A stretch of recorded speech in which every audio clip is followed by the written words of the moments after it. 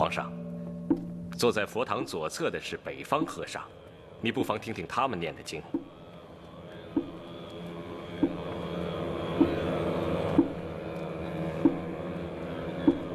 坐在佛堂右侧的是南方和尚，皇上也可以听听他们念的经。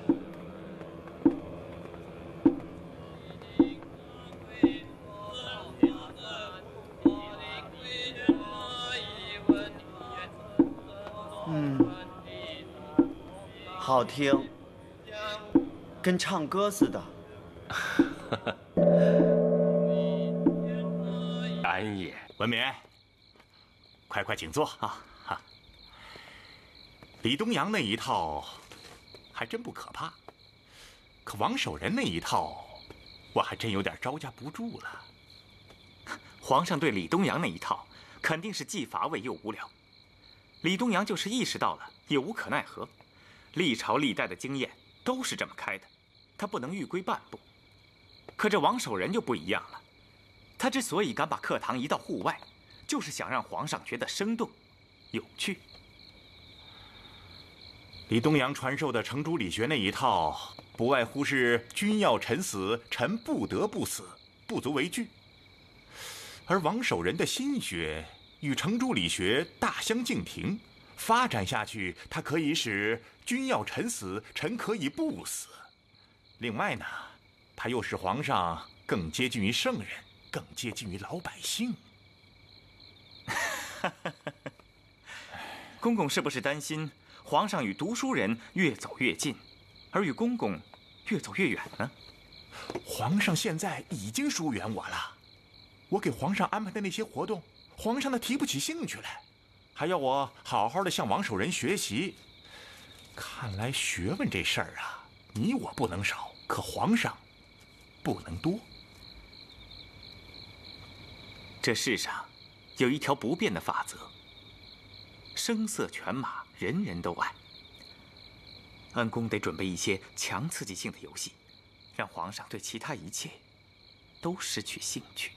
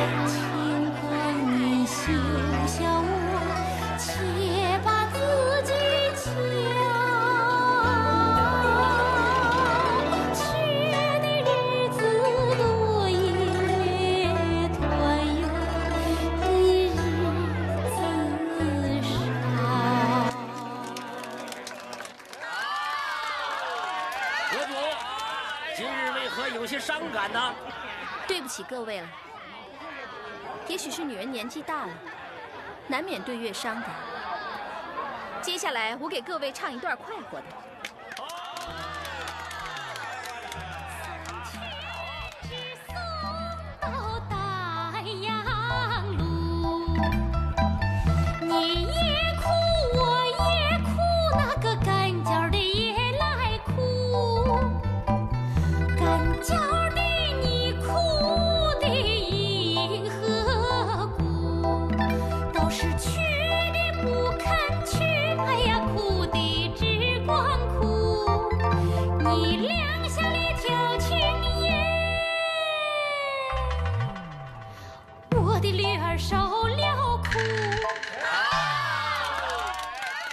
早洗的，哎，刘公公，你怎么会想到在这宫里给我修个浴池呢？爷好戏水啊！你看，我刚给你升了内官监的总理太监，你就给爷弄了这么棒个水池子。爷把奴才放到什么位置上，奴才就为爷竭尽所能。这内官监呐，就是管这个皇宫啊、陵墓等等等等的营造。哼，下句话你不用多说，我也明白。你呀，想进司礼监，你还得给我好好表现表现。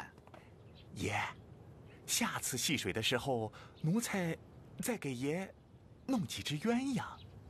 鸳鸯？干嘛使啊？有了鸳鸯，就叫做鸳鸯戏水了。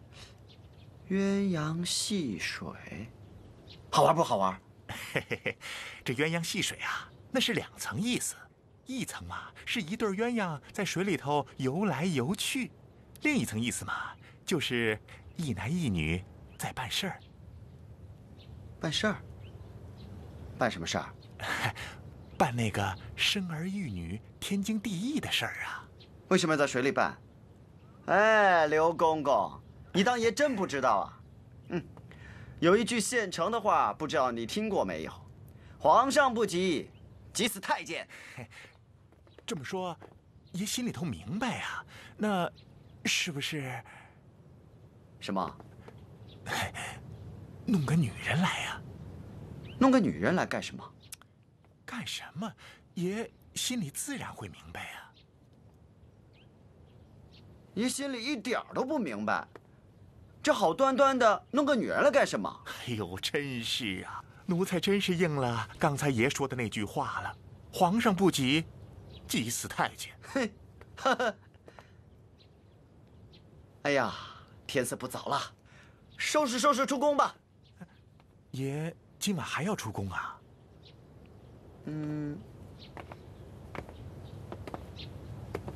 对呀，爷自己安排了宵夜。那爷安排的宵夜好玩吗？去两女阁洗脚，我也不知道好玩不好玩。反正爷出宫就是好玩的。爷，那带奴才们一块儿去吧，让奴才们也学学啊。行，一起去吧，走。哎，爷。哎呦，走啊，慢点啊，慢点。公子，哎，那边，都拾掇啊。好嘞。哟，阁主，您回来了。哎，请吧啊。大丈夫，你先下去。哎，来了。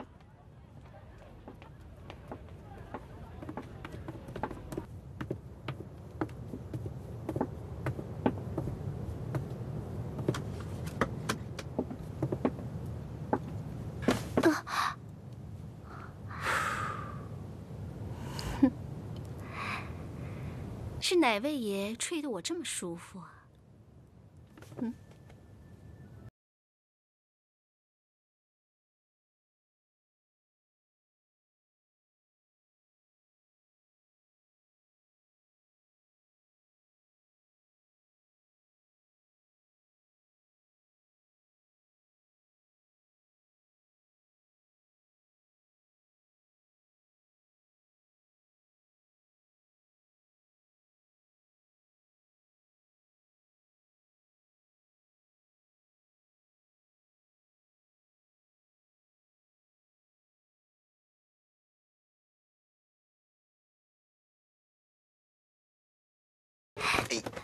小将军可是来偷营劫寨的？非也，我是来安营扎寨的。安营扎寨岂能是无声无息的勾当？正待要放炮安营，却遇偷袭。身上可有何宝物啊？可惜没有带在身边。那宝物为何物何名啊？五子登科大保国。大侄子，今夜你来是想做什么来了？洗脚来啦。哼，洗脚？你终于想开窍了。再不开窍，怕人骂。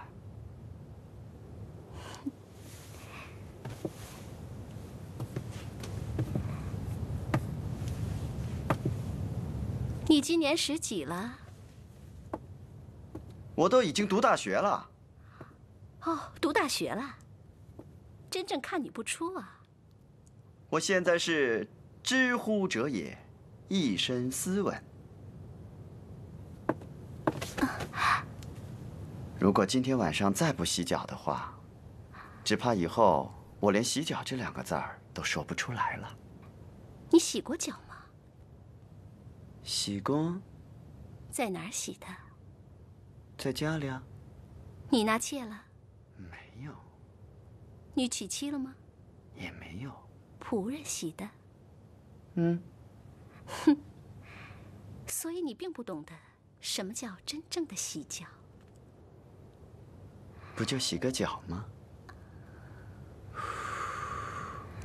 阁主干嘛弄得那么玄乎？嗯？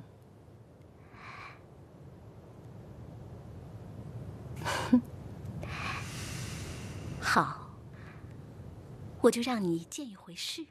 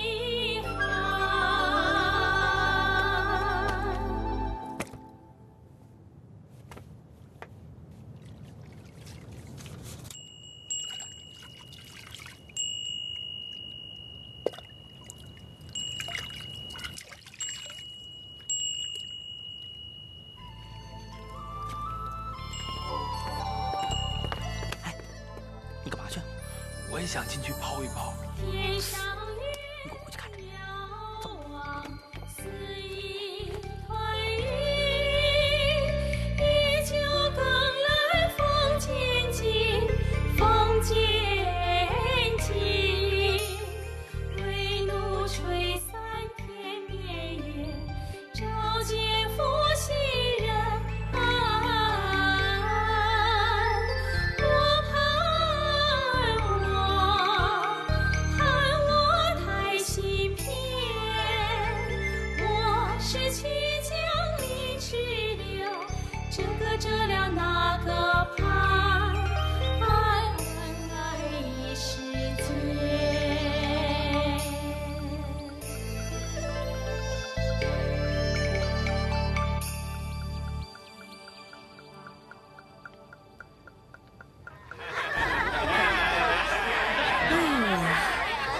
公子，该走了。我们阁主今天晚上有主了。我等他。我们阁主今天晚上要陪人到天明。那我就一直等他到天明。又一个情种。你打哪儿来的呀？麻烦刘妈告诉刘阁主，我是教坊四月宫杨腾。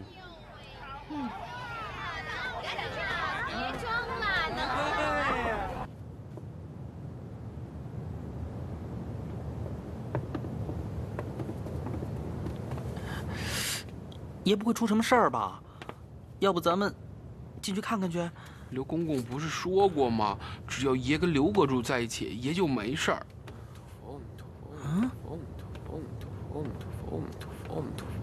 胖子，你怎么了？我燥得慌。经你这么一说，我这身上有点燥，心慌。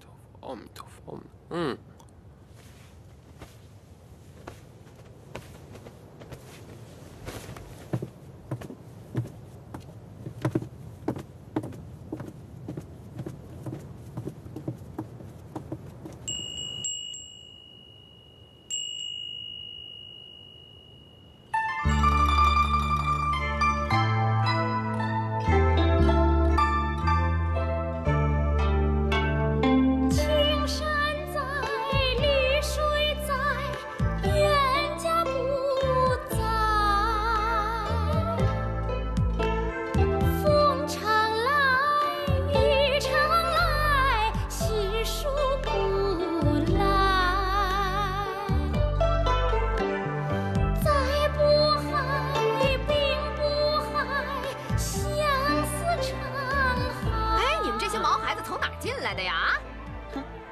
两女阁大门朝哪儿开，爷就从哪儿进来的。嘿，这是你们进来的地方吗？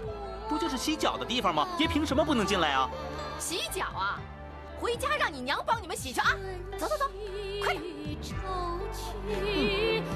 哎，你说爷什么时候才能出来啊？看来爷非得明天早上才能出来了。手托着伞，我想着我的人儿，泪珠儿汪汪地，哎呀呀，满了东洋海，满了东洋海。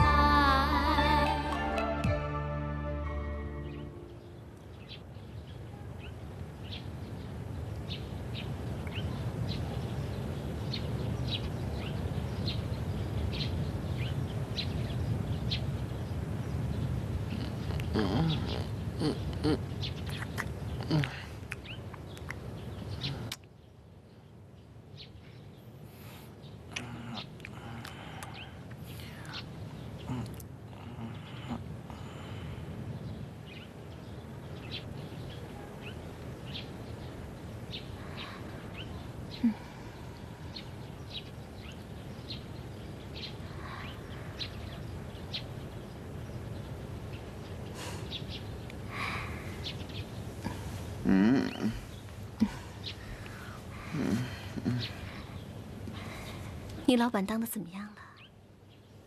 马马虎虎。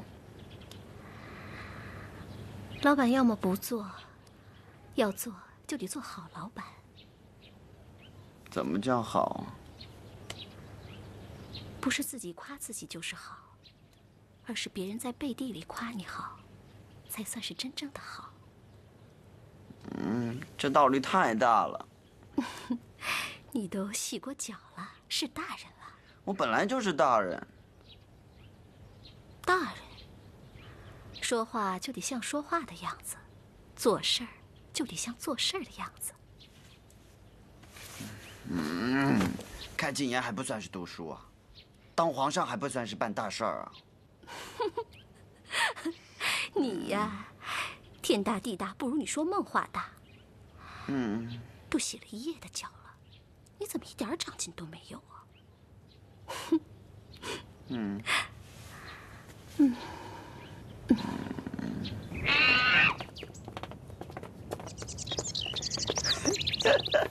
你看得懂吗？你看得懂吗？啊，读书，讲课。哎呀，哎呦，哎呀，打我！你打我！你小心点啊！哎呀，读书啊，你读书啊！皇上，皇上，老奴有事禀报。小公公，你看，像不像在讲禁言的李阁老？猴在，哎呦，李阁老在文华殿恭候陛下。今天的禁言怎么又安排在文华殿啊？今天经言的题目是“修身齐家治国平天下”。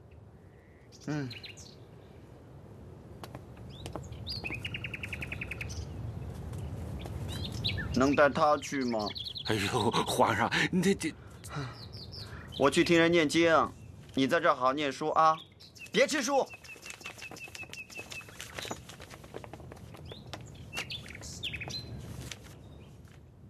下面便要讲修己。知止而后有定，定而后有静，静而后能安，安而后能虑，虑而后能得。这5句讲修己的过程，每一句话都有因果关系。知道止于至善，方能有明确的方向。就像射箭之人，李阁老，你射过箭吗？臣没有。阁老继续吧。确定了明确的方向，心情才能平静，不会妄动。心不妄动，方能随处而安，处处自得。随处而安，方能处事精详。最后一句的“得”是指达到。既然处事精详，那么便可以至于至善了。陛下春秋15正是当读大学的时候，望陛下多体会一个“静”字，这对于止于至善是十分重要的。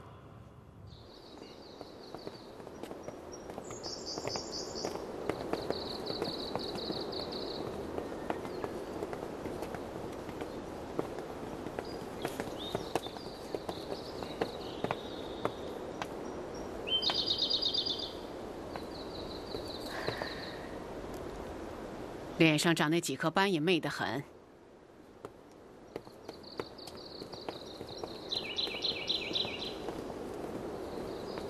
把他送到浣衣局去。是。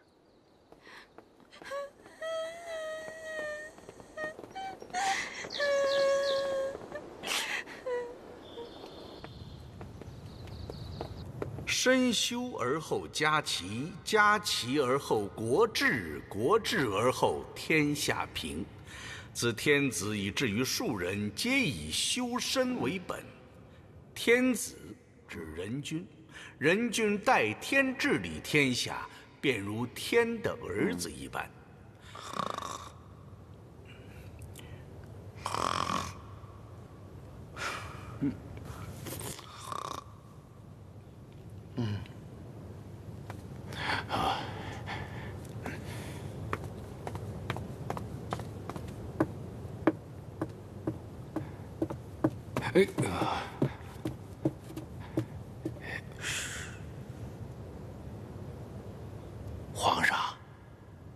皇上哎，小公公，朕要洗脚。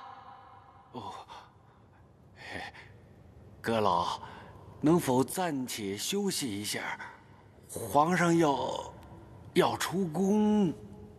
皇上，老臣在此等候。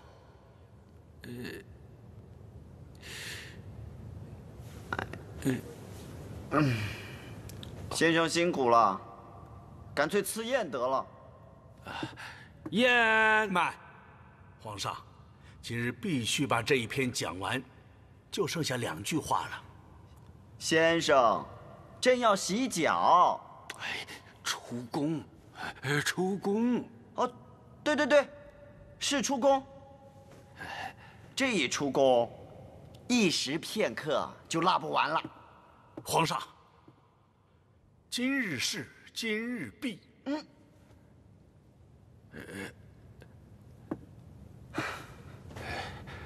2句话是吧？那好，朕就忍一忍。先生接着讲吧。其本乱而未治者，否矣。本指自身，未指家国天下，否是不然的意思。人的自身既不能修，便是从根本上乱了。不能修身，却要使家齐国治天下平，此绝不可得。先生，你这句话也太长了吧？这都第5句了。其所厚者薄，而其所薄者厚，谓之有也。所厚是指一家，所薄是指国与天下。谓之有是说不可能。为何说一家所厚者？因为一家有骨肉之亲，而天下百姓都是疏远之人。不行，先生，你的话没完没了，我出宫也没完没了。皇上，皇上，这就是修身才能齐家，齐家才能治国，治国才能平天下，这个硬道理呀。老臣有负先帝重托。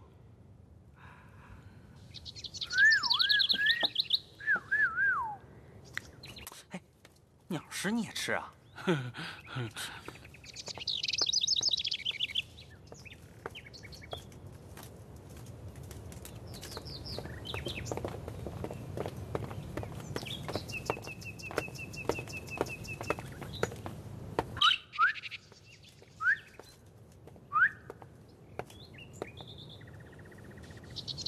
皇上，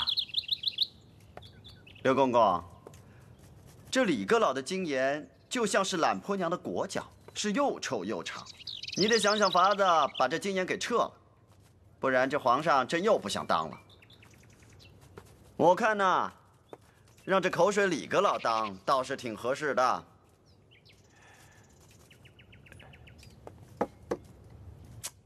你倒是说话呀！皇上，奴才有个主意，不知该不该说。哎，你这不是脱了裤子放屁吗？朕叫你来，不就是让你说话的吗？皇上，这个办法只有2个字：大婚。大婚？对，大婚。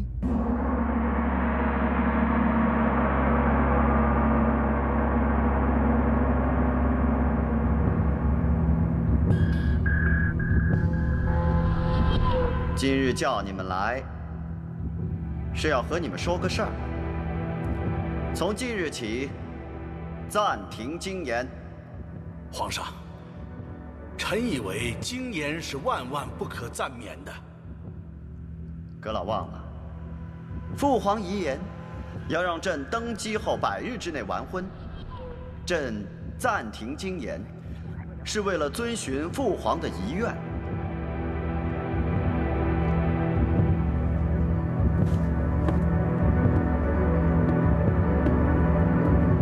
朕要大婚了，大婚就等于说朕已经长大了。大婚就是齐家，齐家以后自然而然就可以治国平天下了。李阁老，你说是不是这个理儿？齐家在前，治国平天下在后。皇上，户部听好了，赶紧准备40万两银子送进皇宫，朕要操办婚事。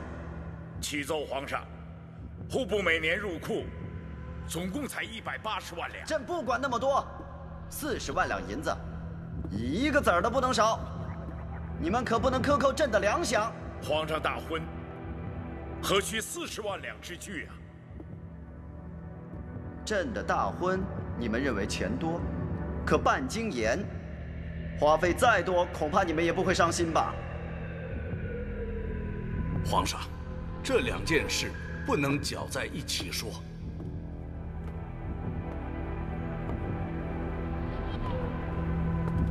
先生，你们逼朕把这些煮不熟、熬不烂的陈谷子烂芝麻，活生生的咽进肚里，吃坏了肚子，跑肚拉稀，还得憋回去，多难受啊！朕就不该也玩你们个心跳尿急。朕要大婚了，这些个经言也该歇歇了。皇上，自开经言以来，朝野上下无不欢欣鼓舞，以为中兴有望，所以臣以为这经言万万停不得呀。这罪，就你们这些读书为了做官的人受的，为什么要我受？你们别忘了，我是个连皇上都不愿意做的人。如果你们一定要开经言，朕就宣布退位。皇上登基之后100日大婚，确是先帝的重托。其实臣一直在做这方面的事情。礼部早已张榜于天下，挑贤德人家的女儿入宫选秀，且已替皇上选出优秀的后宫嫔妃50名。不用选了，朕已经看好了一个。请问皇上，选的是谁家的女儿？京师大名鼎鼎的两女阁阁主。两女阁阁主是个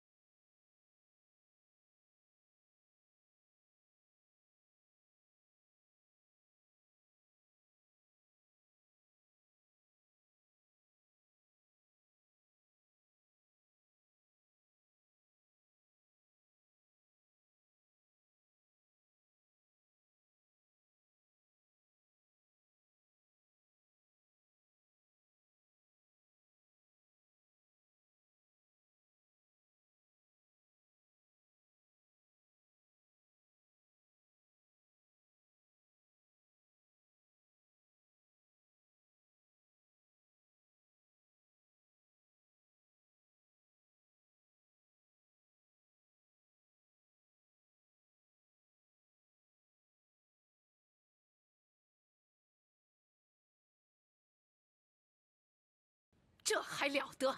如果朱厚照执意要把那个娼妓引进宫，我们有何脸面去面对天下的臣民？要有何脸面去见列祖列宗啊？皇太后，你哭什么？当初先帝就该把这帝位传与安王。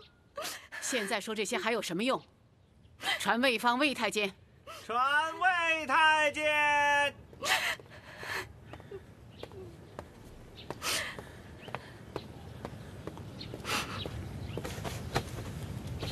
奴才魏方，叩见太皇太后、皇太后。起来吧。谢太皇太后。你马上安排人手，把良女阁阁主弄出京师，记着，不要让皇上知道她的下落。奴才还要请太皇太后再明细。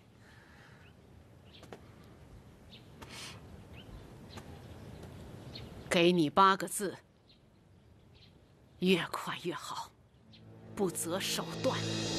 奴才遵旨。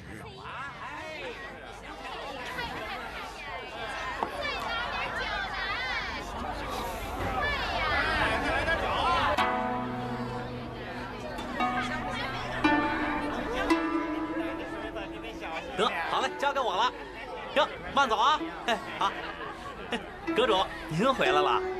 哎，赶紧休息吧。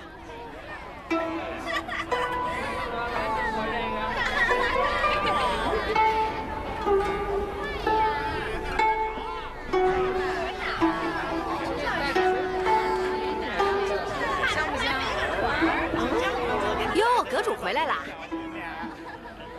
刘妈，那弹琴的是谁呀？教坊司的一个穷月工，说是要见你。哦，先是没钱，离开了几日，这次回来说是拿钱来了。您忙去吧。嗯，你歇会儿啊。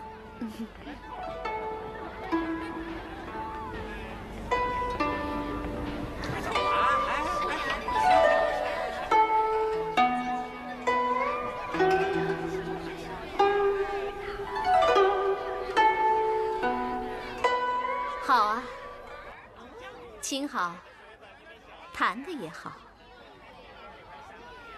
阁主的小曲儿唱得更好，当然，这都比不上阁主的人好。杨腾家境贫寒，只有这一把祖传的古琴。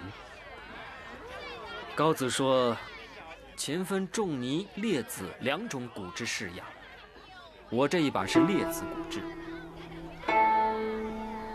其余的都是后世式样的。这可是价值连城了。可以这么说，可为阁主，我舍得。当尽祖宗家产，就为求男女之欢吗？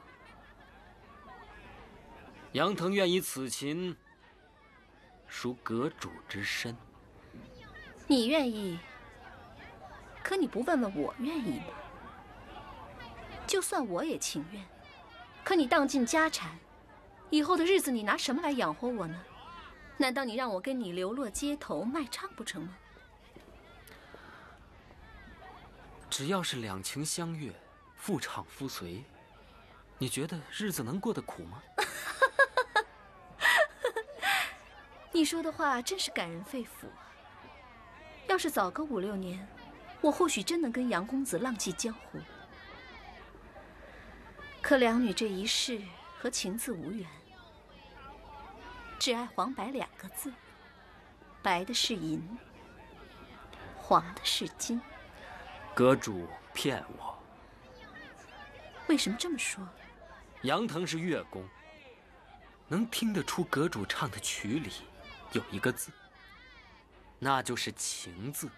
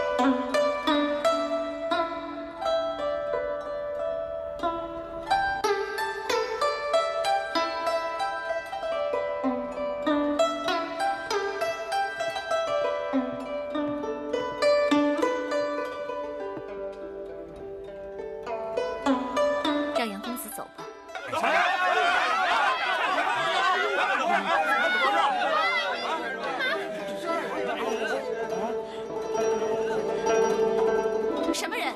响马刘武。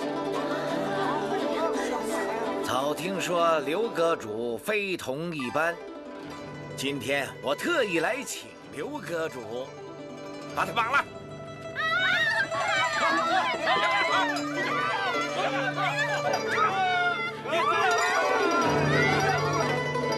爷，一会儿我们吃什么去？有什么好吃的呀？不行，爷，我拿吧，爷。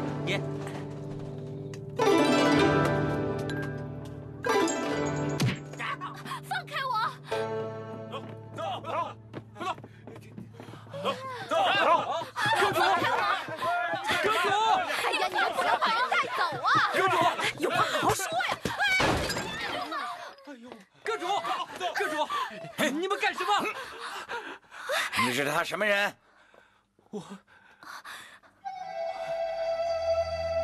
我和他是比翼鸟，连理枝。婊子无情，戏子无义。我这可是救你出火坑，我是你的恩公啊！滚！走。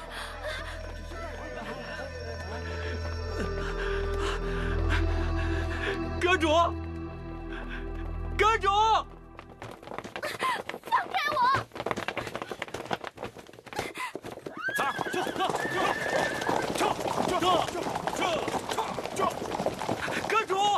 阁主！走了。哎呀，大爷，你干嘛要走啊？你回来嘛！哎呦，真是的，太不像话了，说走就走啊！怎么了？这是乱哄哄的。啊，你们阁主呢？大侄子，你来迟了。我今天还特别赶了个大早，我怎么可能来迟了呢？刘武带着一帮人把阁主抢走了。刘武，那个大盗刘武啊，就是他。这刘武不是霸州的响马吗？怎么敢到我皇城根底下抢人？我还不信了。刘妈呢？啊，哦，那不在那儿呢吗？哟，刘妈，怎么这是？摔着哪儿没有啊？对，好啊！哎呀，来，我给您揉揉吧。哎呀，别动这儿，别动这儿，这儿疼着呢。没有啊。这仇我记住了，我绝饶不了他们几个。刘妈，杨腾愿用此琴换几两银子。我要这个干什么呀？这琴值1万两银子呢。哎呀，你守个聚宝盆，连这两女阁里最便宜的姑娘你都找不起，嗨，你也真算是个人物了。你们都愣着干什么呀？还不赶紧给我报官去啊！去！刘妈，哎呀，这位客官，您行行好，随便给几两银子就行啊。我要你这东西干嘛用啊？苏老，我们走，找阁主去。文冕可知道京师两女阁的阁主？略知。这位阁主的艳名与侠名都是京师的佳话。皇上与这位阁主有一夜之欢，便要选他入宫。如果此事能够办成，这何尝不是一段流传千古的佳话呀？皇上要东厂3日内破案，在文冕看来，到底是何人所为啊？皇上要东厂3日内破案，在文冕看来，到底是何人所为啊？这刘武本是一个打劫钱财的鸡鸣狗盗之徒，他还不会有如此的雅兴，兴师动众去妓院掠夺一位名妓。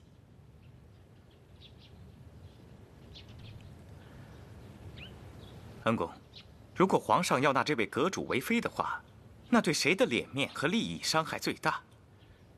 刘阁主失踪一事，就应该是谁所为了。皇上大婚一向是后宫说了算，利益当然就最大。两宫太后要想搬动绊脚石，那就得依赖宫里的太监。我只要查一查，眼下宫里哪位太监不在宫里，那么这件事情不就有眉目了？恩公，追查此事的话，只可雷声大，雨点小。为什么？恩公眼下距司礼监大权只有一步之遥，恕我免说句不中听的话，越是在这个时候，越有夹着尾巴做人。夹着尾巴做人？哎，这话儿好啊，这比小不忍则乱大谋要形象得多，也深刻得多。不过文冕呐，我倒觉得机会难得。如果真是后宫作祟，那么一旦找到那个太监，就找到了萧敬的把柄。这宫里的太监毕竟由萧敬主管，那离我进司礼监就不是一步之遥，而是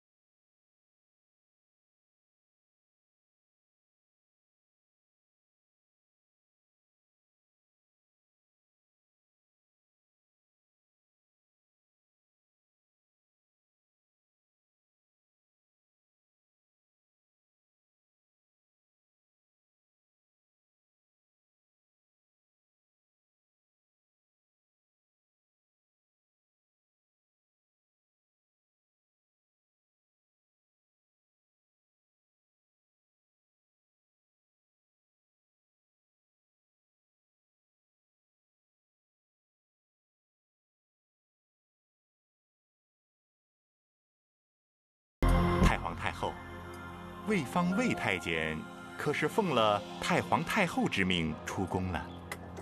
魏太监出宫，给我办点私事儿。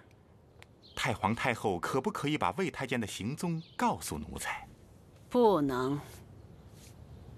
明白了，奴才告退。等等，你明白了什么？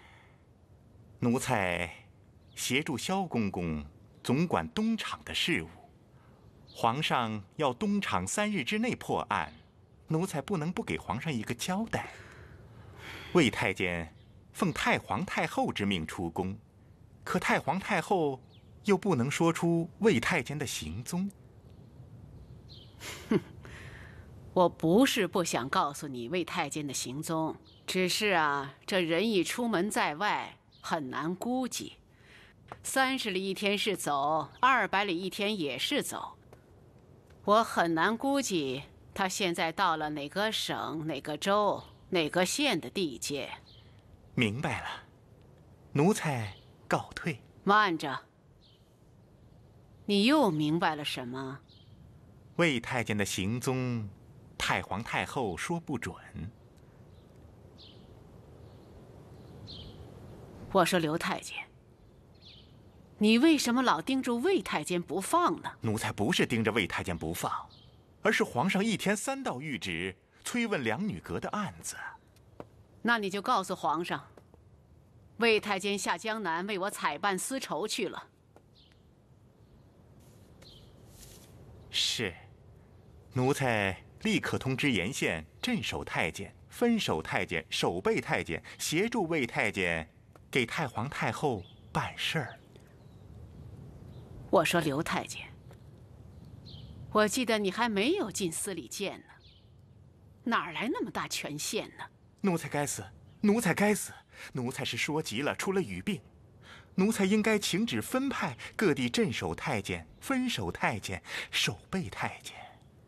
哼，其实啊，你是个很会办事儿的人。进司礼监不是没有这个可能。奴才没进过内书堂读书，所以进不了司礼监。哼，事在人为嘛。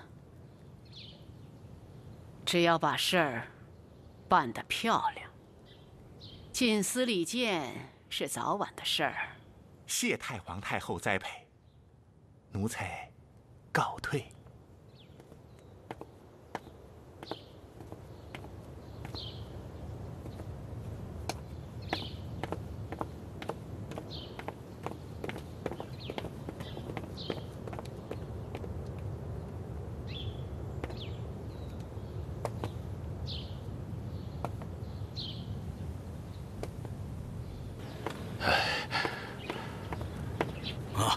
阁老，萧公公，请坐。有桩棘手的事情，还望阁老与小的排忧解难呐。萧公公，请说。李某当尽绵薄之力。两女阁阁主被劫一事，可能与后宫有关呐。事关宫闱尊严，后宫怎能不急呀？那此事也事关朝廷的尊严，怎么不见朝中大臣着急啊？不瞒萧公公说，李某正在谋划派人去找两女阁阁主，请他远离京师，隐姓埋名。不曾想，有人先行了一步。哼，如此说来，宫内和外朝的观点一致，只是做法不同。可是皇上命我东厂3日破案，今日期满，如何应对？还望阁老指教啊！萧公公为难处，李某尽知。你我都是记恨谎言的，为今之计，且把谎言拆开来看。谎言分为2种，一种是恶意的，还有一种是善意的。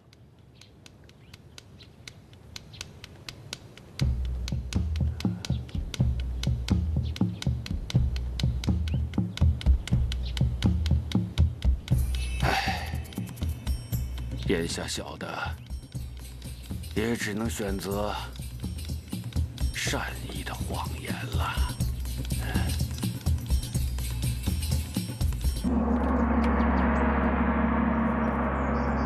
死了？回禀皇上，刘阁主的确是死了。昨天上午，东厂的人在涿州附近的一个叫马各庄的村子边上，发现了刘阁主的尸体。老奴也看了，满脸伤痕累累，惨不忍睹。确定是阁主吗？确定，衣服饰物都是刘阁主的。两女阁的老板刘妈看过，也认为是刘阁主。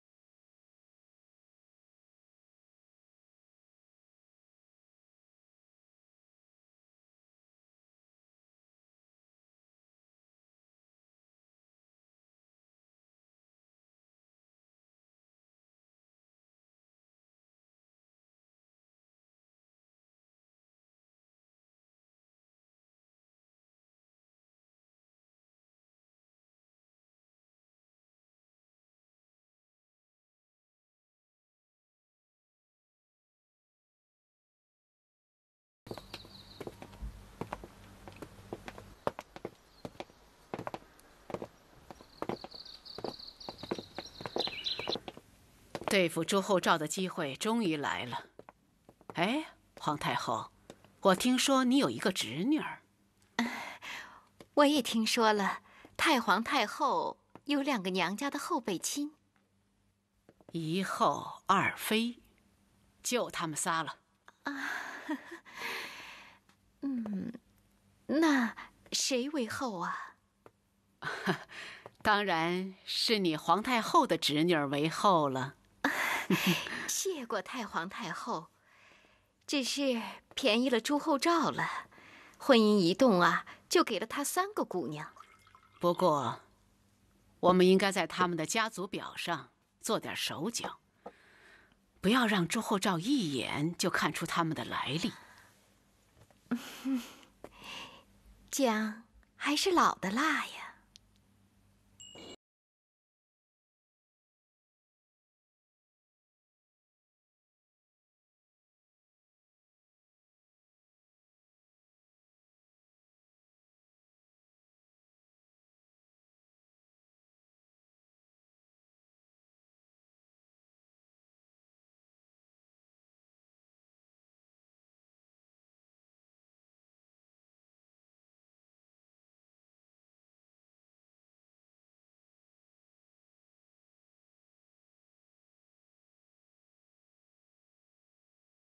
你得找徒弟了。平时哪有这么好的生意呀？嘿嘿，你的食量真好啊！我的食量不好，他的食量才好呢。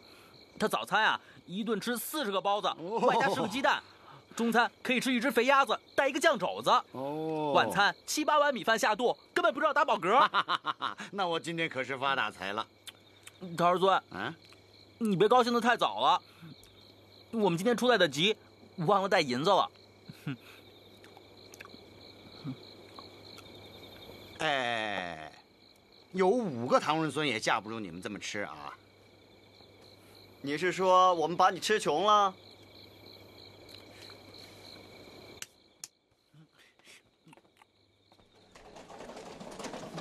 那可不是吧？哎。比你还穷还惨的人我都见过。那谁呀？朱寿啊。唐仁孙这下不明白了，这朱寿是谁呀？朱厚照是谁？你是明白的。朱寿是谁？你也是明白的。你还敢揣着明白装糊涂？哦，想起来了，在棺材铺做学徒的那个人就是朱寿。那朱寿就是爷。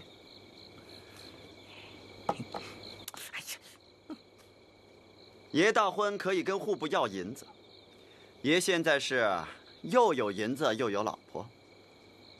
可朱寿呢？什么都没有。在棺材铺当学徒，学到一半，师傅走了。好不容易有个刘阁主疼他，刘阁主又死了，你说这朱寿是不是比你还惨呢？唐仁孙这下可听明白了，朱寿真够惨的。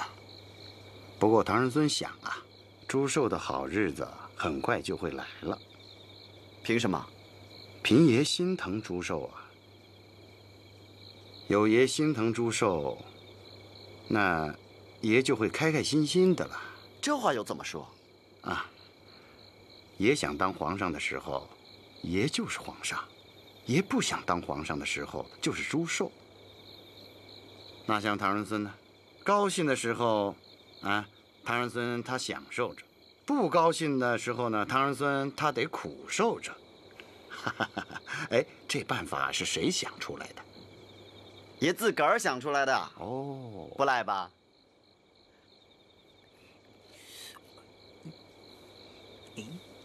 爷是心疼朱寿，可爷大婚的40万两银子，户部还没答应给呢。爷现在也顾不上朱寿。唐孙，你能不能帮朱寿想想办法，让朱寿也发点财？有了财，朱寿也可以娶个老婆啊。唐仁孙又不明白了，那在我面前说话的，他是祝寿呢，他是皇上呢？在你唐人孙面前，他能是皇上吗？那肯定是祝寿啊。哦，佛宝他们，他们吃了我那么多唐人，记到谁的名下呢？当然是记在祝寿的名下了。明白了，我唐人孙就已经开始倒霉喽。爷，我给爷做了个大金元宝，是100万两的，送给他吧。哦，走了，胖子，走了。哎，等我一下。哎呦！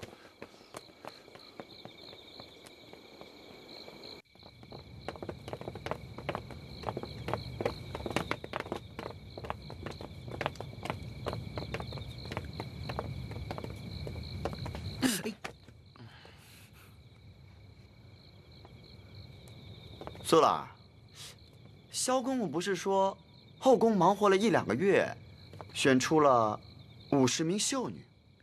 萧公公是这么说的。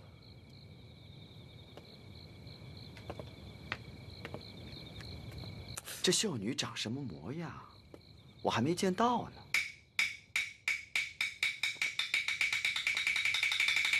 我得看看去。爷，他们都歇下了。就是啊。歇下了，嗯，歇下才好。咱们偷偷去，大白天涂脂抹粉的，看不真切。走啊！走。天下太平。跟上。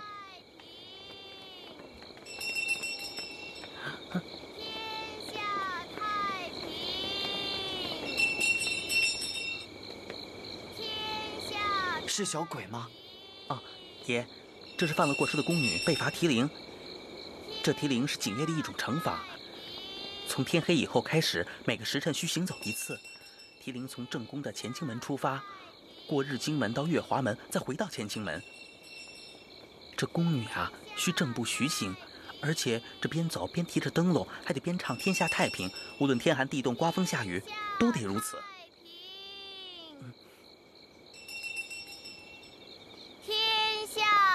太平，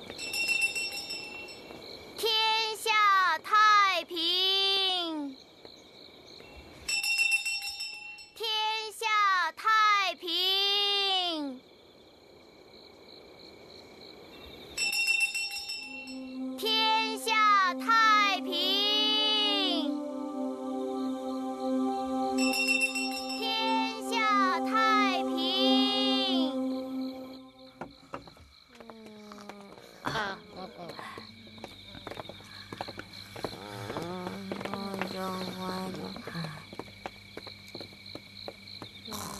哎，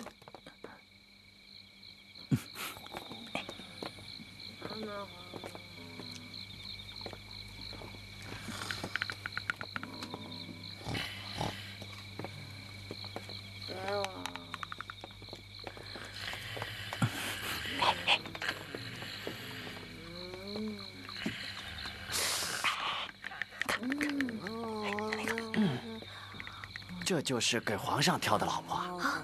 你看，你看，那脸上还有麻子，那个是龅牙齿。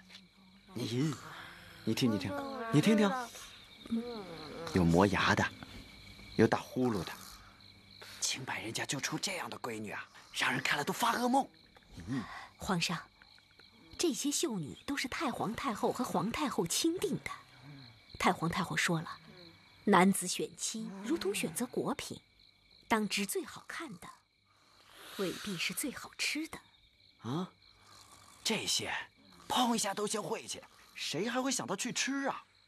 皇上，那边屋子里还有35位，您再看看。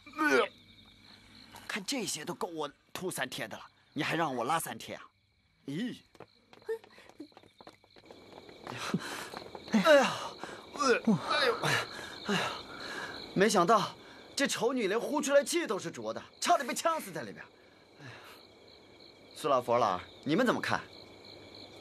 爷，奴才不懂男女之事啊。嗯？你呢？我就感觉吧，看两女阁里的姑娘，心里像揣着兔子一样，七上八下的。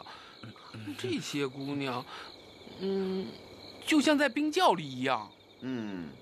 佛老说的有道理。看来在你们两个中间啊，佛老对男女之事比较有悟性。快走，快走，快走！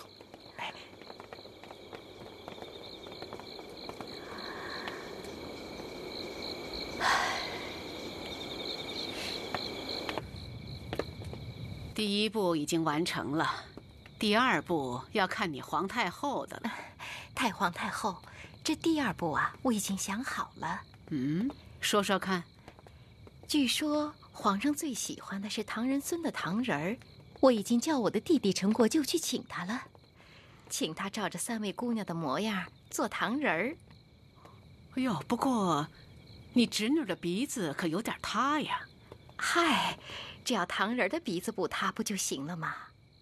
那倒也是，我的两个后辈亲呐，也不怎么美貌。唐人会做的比他们美貌的。好。哎，不过不要美化过了头啊，要小心从事，惹恼了朱厚照啊，他可是六亲不认呢。太皇太后放心，我会做的滴水不漏的。哎，皇太后，这用唐人选妃的主意不是你想出来的吧？太皇太后真是慧眼呐！我找了刘公公。我猜的一点也不错。这刘太监呐，真是个机灵人儿。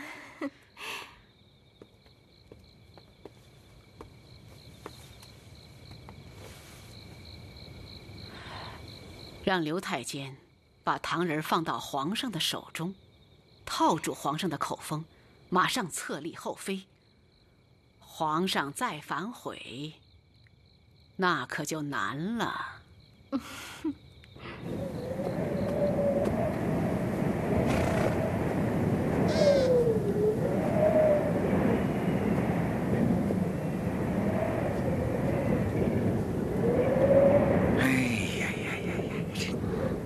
真是可惜了了，这如花似玉的。公公，要不你先享受享受。你们不是刘武。今儿个我就让你死个明白，是宫里要取你的性命，不是刘武。宫里，我一个风尘女子，能跟宫里有什么瓜葛啊？你那两女阁是大户人家，南来北往的，这货说不定什么时候就种下了。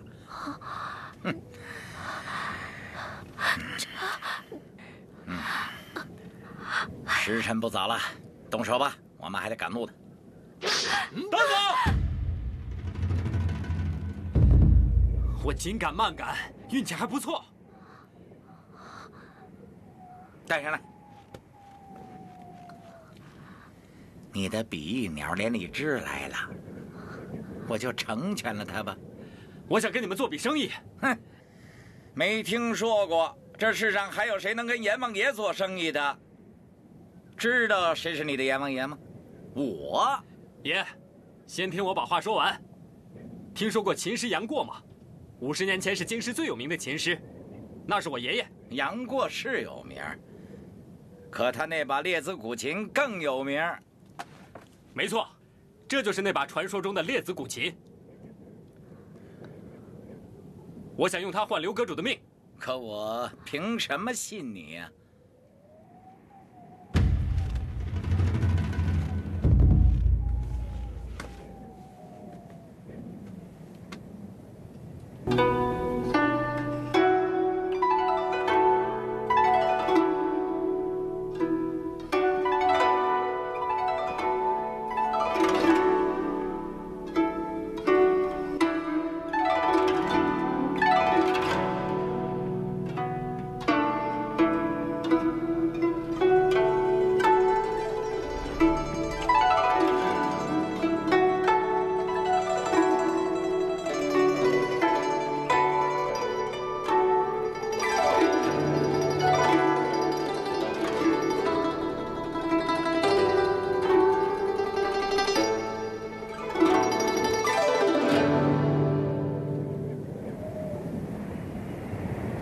是好琴呐，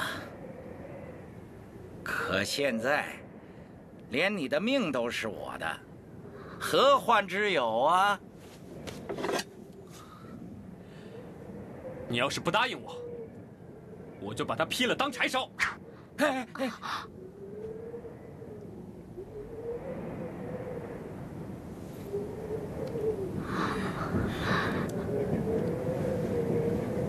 你先放刘阁主走，我在这陪着你，还可以给你们弹曲消遣。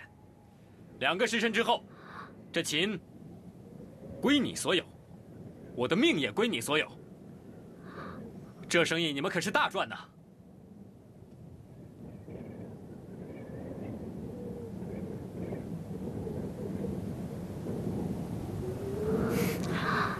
好吧，刘阁主，你走吧。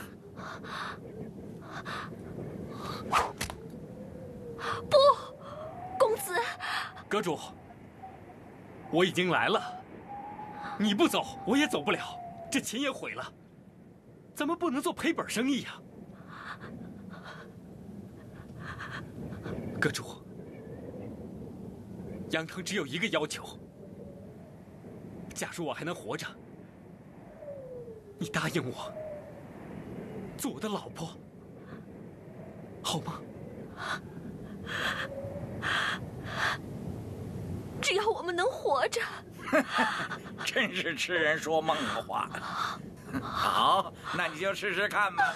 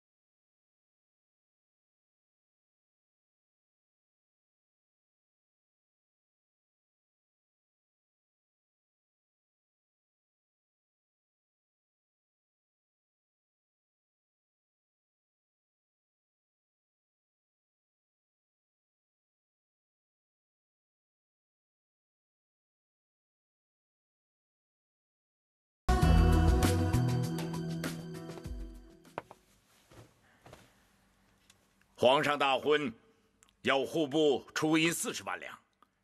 户部以为花费太大，今天户部特请各位大人共同商议皇上大婚事宜。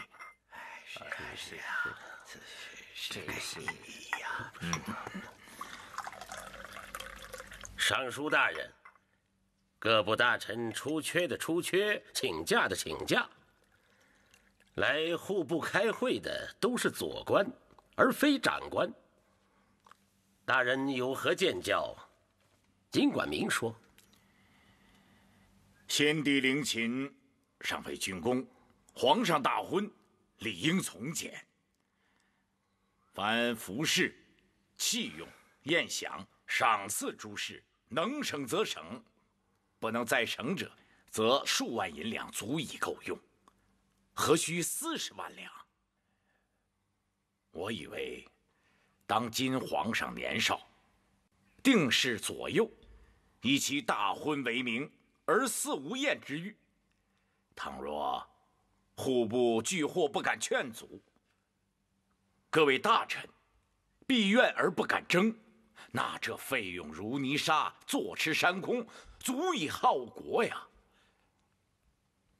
若不幸有战争、饥馑等灾，试问何以为继呀？大人，皇上大婚，普天同庆，区区几10万两银子不足为过。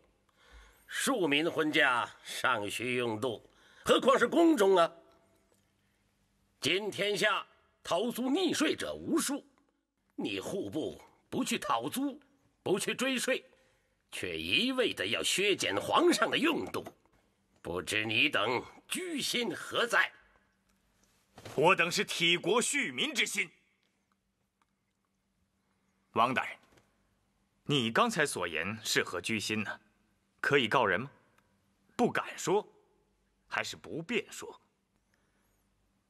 李某把话替你挑明了吧，你就希望那些密探把你刚才说的话带进宫去。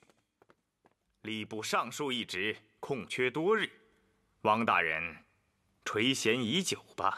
替国恤民，哼！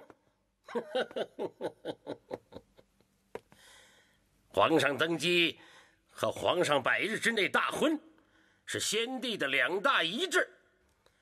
先帝都以为皇上大婚是大事中的大事，你们不任劳任怨，为皇上大婚锦上添花，却在这里风言冷语，不知是对皇上的大婚不满呢，还是对先帝的遗志不屑呢？你这怎么心思被我说穿了？哦。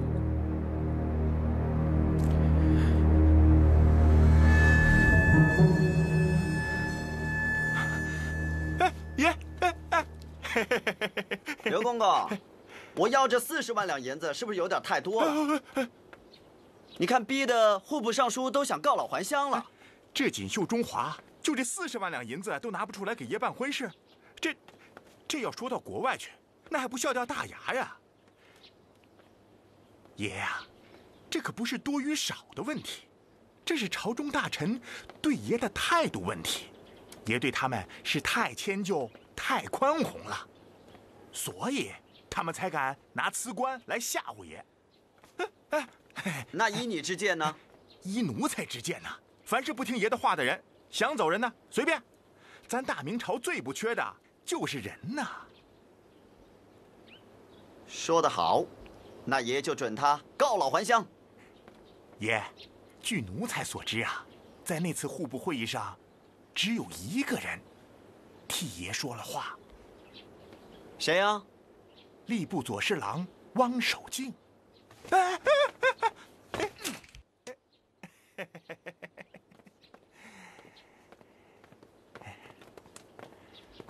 这个人爷也听说过，好像不怎么样，口碑差得很呐。他对爷可是忠心耿耿、仗义直言呐，那在会上是慷慨激昂、语惊四座。再说了，他做吏部天官那也是够资格的，他是天顺8年的进士，那一科的进士在2京做到6卿，那是大有人在。汪守敬和李东阳一样，都被选为庶吉士，应在处相之列。比吏部左侍郎更高的是吏部尚书吧？吏部尚书是不是也空缺着呢？是啊。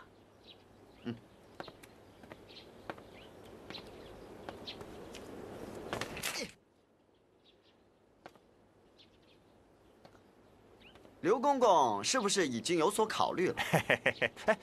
汪守敬要是做了吏部尚书，那爷可就省心多了。那些大臣像铁板一块的，都逼着皇上读书就范呐。这汪守敬啊，就像爷的这颗弹丸，咱把它射出去，这些大臣们就难以步调一致了。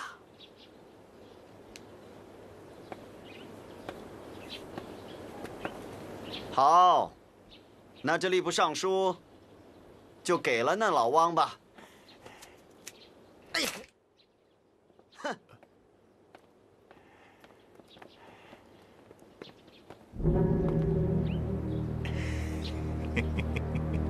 兄弟妻子离散，比县逆其民，往往而争之。夫谁与王敌？故曰：仁者无敌，王请勿疑。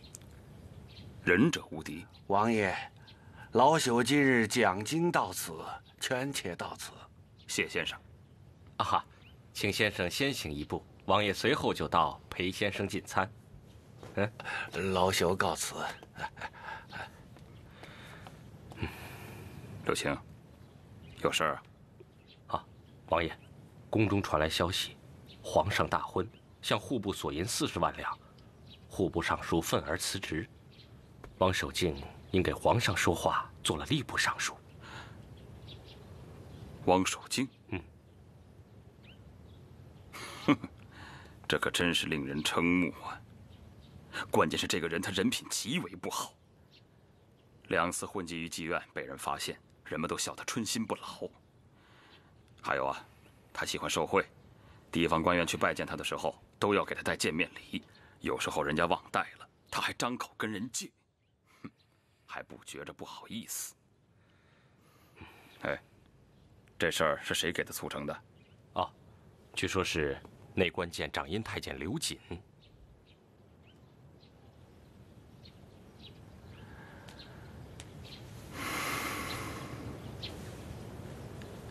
看来我们大明朝又要有一劫啊！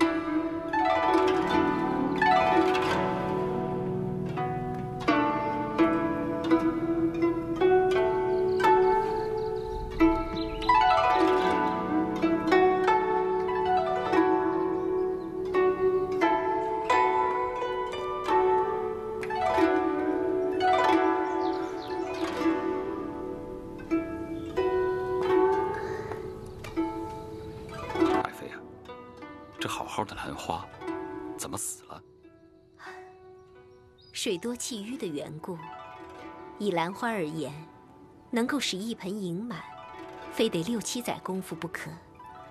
这其中，还必须得爱养之心始终如一，灌溉持久，爱护有加，从而根与土壤相合，这样兰花才能生长得葱郁雄健，叶片舒展。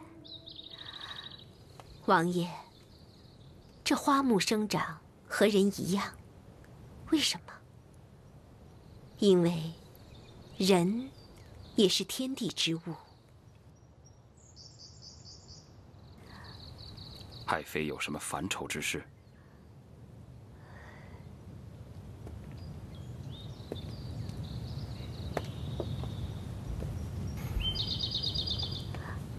王爷明日生日宴，是否邀请了南昌城内官员？是，确有此事。这些官员跟王爷是亲朋好友吗？啊，不是。王爷生日，大可在家里设一小宴，邀请亲朋好友，共叙天伦之乐。那些城里官员与王爷非亲非故，王爷为何要设宴请他们？